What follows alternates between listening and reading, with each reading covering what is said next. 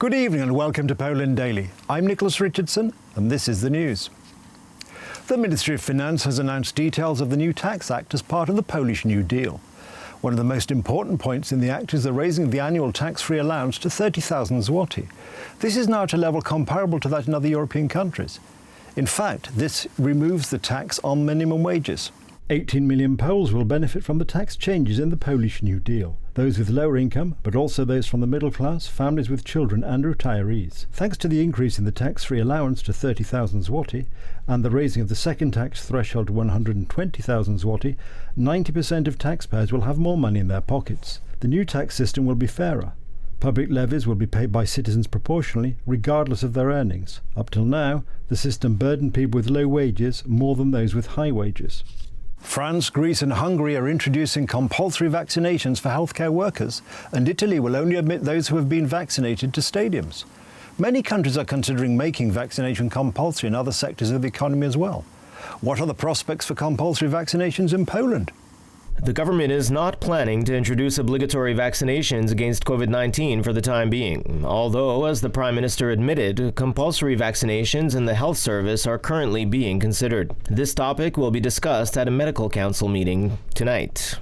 Rada Ministrów i Rada Medyczna. The Council of Ministers and the Medical Council are currently deliberating about this. These days, in the coming days, we will be working out more long-term plans. Ponieważ przeznaczyliśmy. Yesterday, in front of one of the vaccination points in Grodzisk Mazowiecki, there was a struggle brought on by anti-vaccine activists. A group of people tried to enter the building by force and started a row with employees at the vaccination point. The police were forced to intervene.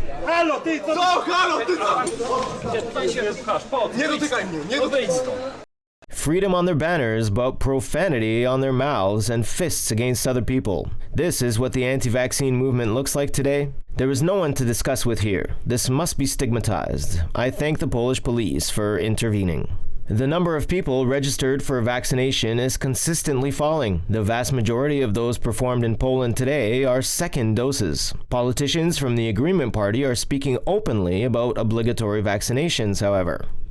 People in large clusters are at particular risk of coronavirus infection. The rector of the University of Silesia in Katowice announced that only fully vaccinated people will be able to register in the dormitories of his university. However, the authorities added that the right to attend classes within the walls of the university will not depend on being vaccinated.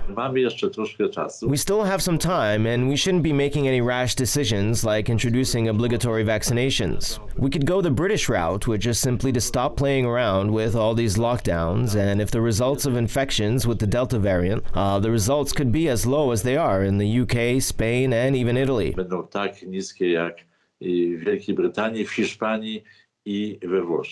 The government is likely to decide to introduce quotas on the number of unvaccinated, similar to those introduced in the spring. This will apply to weddings and events where a limited number of unvaccinated will be allowed to enter, plus an unlimited amount of vaccinated guests. The Sejm has passed an act on the reconstruction of the Sasky Palace, the Brul Palace and the townhouses on Królewska Street in the centre of Warsaw that were destroyed during the Second World War. The act was opposed by deputies from, among others, Civic Platform, the Left and Poland 2050, and an MP representing the German minority. Who doesn't want the palace rebuilt and why? The Sasky 2018 Association has been actively working on the idea of rebuilding the palace for over 6 years. Taking into account the scale of the building, the type of work required, and the duration of its construction, I think this is a sum that will guarantee that this building will be built correctly. Even though, according to many historians, the reconstruction of the Sasky Palace and other buildings significant for the history of Poland and important for the identity of Poles, there are still many opposing voices. In the Sejm, the bill was not supported by 173 MPs, including the representative of the German minority, Ryszard Gall.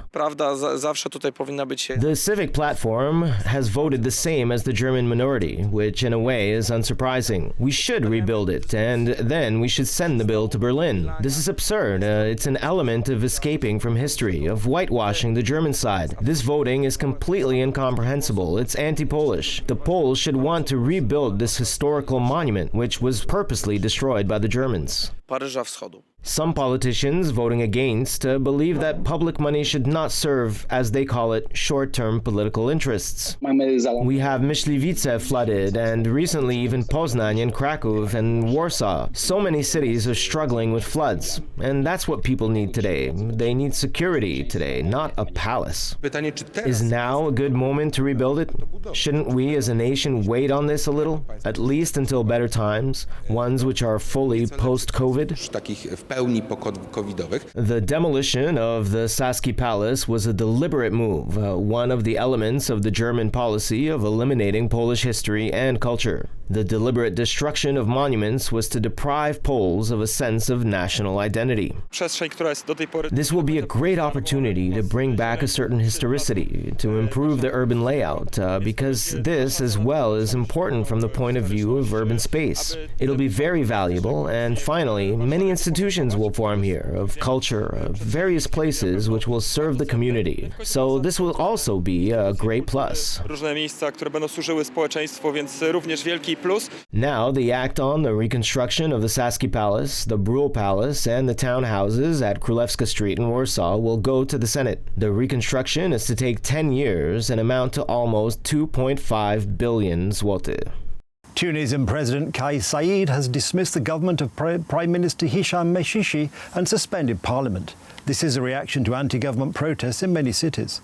The public has criticised the authorities for the inaction in the face of the coronavirus epidemic and the deep economic crisis associated with it.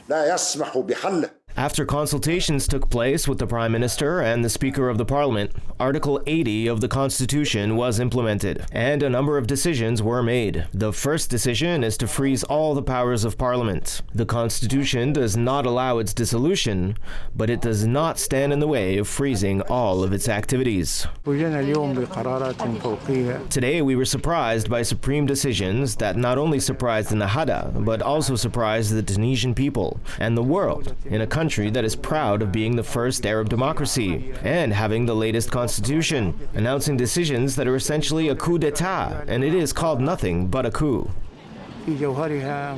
Tunisia faced its worst crisis in a decade of democracy on Monday, July 26, after President Kais Saied ousted the government and froze parliament with help from the army in a move denounced as a coup by the main parties, including the Islamists. It follows months of deadlock and disputes pitting Saied, a political independent, against Prime Minister Hicham Mechichi, and a fragmented parliament as Tunisia has descended deeper into an economic crisis exacerbated by the COVID-19 pandemic. Parliament Speaker Rashid Ghannouchi, the head of the moderate Islamist Ennahda party, which has played a role in successive coalitions, decreed it as an assault on democracy and called on Tunisians to take to the streets in opposition.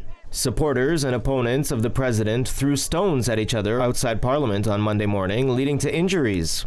Tunisia's hard currency bonds tumbled. In a statement late on Sunday, July 25th, Saied invoked the constitution to dismiss Mechichi and decree a freeze of parliament for 30 days, saying he would govern alongside a new premier. Saied has yet to say when the new premier will be appointed. This poses the greatest risk to Tunisia's stability since the 2011 revolution that triggered the Arab Spring and ousted an autocracy in favor of democratic rule, but which has failed to deliver sound governance or prosperity. Hours after Saied's announcements, huge crowds gathered to back him in Tunis and other cities, cheering, dancing, and ululating while the military blocked off parliament and state television stations. Today, heavy rainfall and hailstorms are expected throughout the country. During the strongest of them, 40 litres of water per square metre are expected to fall, and winds could gust up to 80 kilometres per hour. The Institute of Meteorology and Water Management has issued storm warnings for most provinces. The strongest storms will occur in the province of Mazovia. That's the news. Thank you for watching. Stay with us for the weather, Poland Daily Business, and more programmes. But from me, it's have a good night and a better tomorrow.